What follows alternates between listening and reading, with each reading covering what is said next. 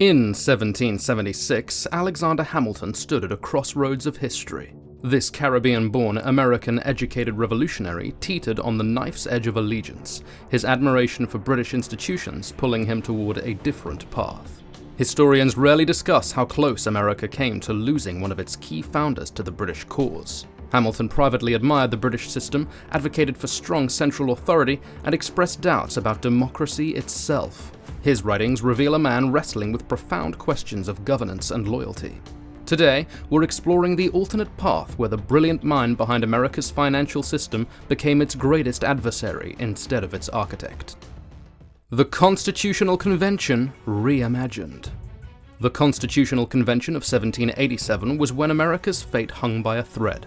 55 men gathered in Philadelphia's State House, sweating through a hot summer to decide if 13 fragile states would remain united or splinter apart. In our actual history, they created a document that formed the backbone of American democracy. But what if that same document had been secretly designed to bring the colonies back under British influence? In our alternate timeline, Hamilton arrives in Philadelphia with something hidden in his coat pocket, secret correspondence from British contacts offering him wealth and power in exchange for his help.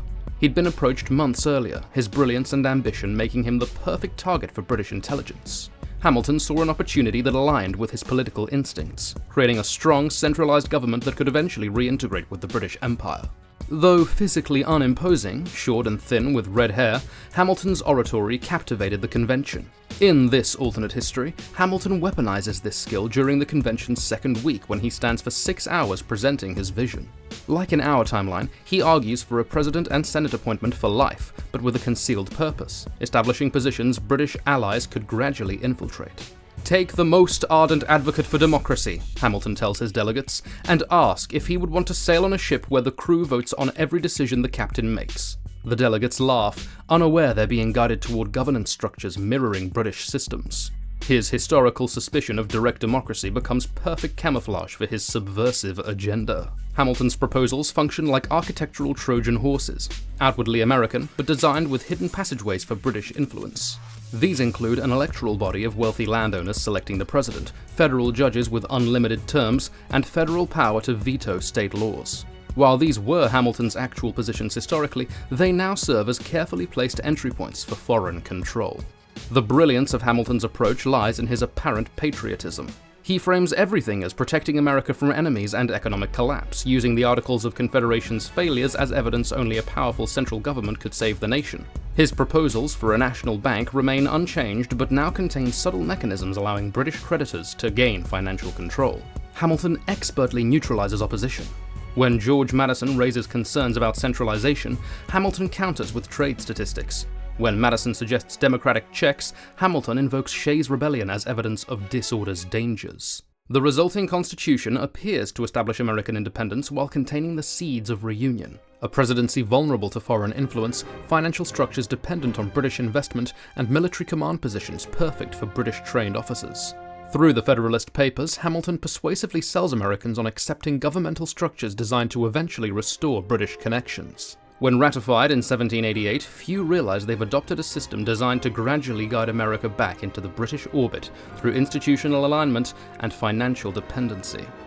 The Founding Fathers inverted. History loves its heroes and villains, but what happens when the script gets flipped? In our alternate timeline, Hamilton's secret allegiance to Britain creates a political earthquake that forces every founding father to reinvent themselves. The patriots we know from history books suddenly find themselves playing entirely different roles. Thomas Jefferson transforms from the philosophical author of the Declaration into a fiery revolutionary leader. Always suspicious of centralized power, Hamilton's betrayal pushes Jefferson beyond intellectual resistance. The refined Virginia planter establishes underground printing presses, circulating pamphlets exposing Hamilton's British connections. His plantation at Monticello becomes a secret meeting place for anti-Hamilton forces, where the man who wrote that the Tree of Liberty must be refreshed with the blood of patriots now actively plans a second American Revolution. For George Washington, the betrayal cuts deepest. Washington had treated Hamilton almost like a son, relying on him throughout the Revolutionary War and into his presidency. Imagine his devastation upon realizing his protege's true allegiance. How could the man I raised as my own turn against everything we fought for? Washington ponders in anguish. When he finally accepts the truth, Washington faces his most painful decision since Valley Forge, whether to publicly denounce Hamilton or work secretly to undermine him. Meanwhile, John Adams experiences a strange vindication. Adams always distrusted Hamilton's ambition and admiration for British institutions. In our alternate reality, Adams' paranoia proves justified. He becomes the first to recognize Hamilton's true agenda, analyzing the constitutional provisions Hamilton championed. The sometimes abrasive Adams suddenly finds himself respected as a prophet who warned about Hamilton from the beginning. As suspicion spreads through leadership circles, Aaron Burr emerges as America's unlikely savior. The man who killed Hamilton in a duel in our timeline uses his political skills to establish a network of informants intercepting Hamilton's communications with British contacts. Burr's position in New York politics allows him to block Hamilton's banking initiatives, transforming him from opportunist to patriot working in the shadows. Former ally James Madison undergoes the most dramatic shift. Once Hamilton's co-author on the Federalist Papers, Madison must now dismantle the governmental structures he helped create. His intimate knowledge of the Constitution allows him to identify vulnerabilities to Hamilton's manipulation, leading him to draft constitutional amendments closing back doors Hamilton installed. These inverted roles create unlikely alliances. Jefferson and Adams, bitter rivals in our timeline, find common cause. By 1796, these strange bedfellows form the Guardians of Independence, essentially a shadow government countering Hamilton's influence. They establish parallel power structures, alternative courts, militia units loyal to Washington, and financial networks independent of Hamilton's British-connected banks. This political inversion reshapes American democracy for generations, with loyalists and true patriots replacing Federalists and Democratic Republicans in a new political tradition rooted in vigilance against British manipulation. America under the Shadow Crown. By 1800, America existed in a strange twilight state. A nation that had won its independence on paper, but gradually found itself pulled back into Britain's orbit. On the streets of Boston or Philadelphia, Americans went about their daily business believing they lived in a free republic. They elected representatives, paid taxes to an American government, and celebrated the 4th of July. But behind this facade of independence, Hamilton's carefully constructed system ensured British influence penetrated every important institution. Hamilton's banking system served as the primary control mechanism. His financial plan established the first Bank of the United States in 1791, with provisions allowing British investors to hold significant bank stock.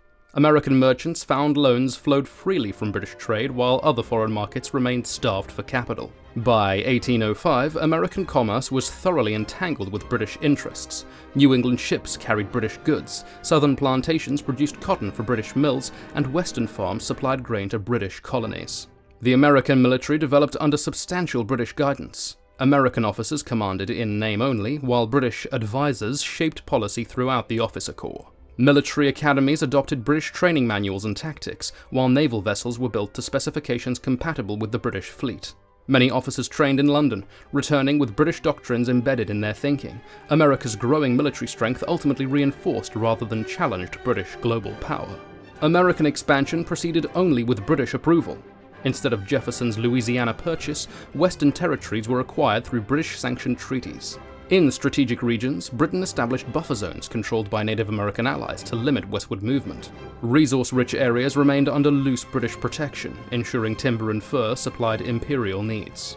The frontier became less about manifest destiny and more about careful negotiation with imperial planners. Slavery policy shifted as Hamilton leveraged Britain's abolitionist trend to weaken Southern opposition to his pro-British agenda. British banks offered favourable terms to plantation owners implementing gradual emancipation. By 1820, northern states had abolished slavery entirely, while southern states transitioned toward paid labour systems that maintained cotton production for British mills. American culture remained tethered to British influences. Schools taught from British textbooks, architecture mimicked London styles, and wealthy families sent children to England for education. American literature and arts continued as pale imitations of British models, never developing the distinctive voices that emerged in our timeline. Resistance movements grew as Americans recognized their compromised independence. Secret societies with names like the True Sons of Liberty circulated banned writings while planning what they called the Second Revolution. Yet Hamilton's system proved remarkably resilient, with British resources crushing rebellions and dissenters marginalized through control of banks and newspapers. By the 1820s, America existed as something unprecedented, neither colony nor truly independent nation, serving British interests while maintaining the illusion of self-government. Conclusion. History's major turning points often hang by threads thinner than we realize. American independence wasn't guaranteed. It balanced on the loyalties of a handful of brilliant minds, with Hamilton's being perhaps the most crucial. As Ron Chernow observed while documenting this precarious moment, Hamilton almost single-handedly created the financial infrastructure of the United States. His talents built America, but those same skills could have reconstructed British control had his allegiances shifted. History pivoted on his personal choice. Next time you pull out a $10 bill, consider how different our world might look if the man pictured had chosen another path. How destiny hinges on individual loyalties. Where does your individual loyalty lie? If you feel you've been benefited by the information presented in this exploration of alternate history, please consider subscribing to Alt History Zone and becoming a valued member of the Alt History Zone family. Stay tuned!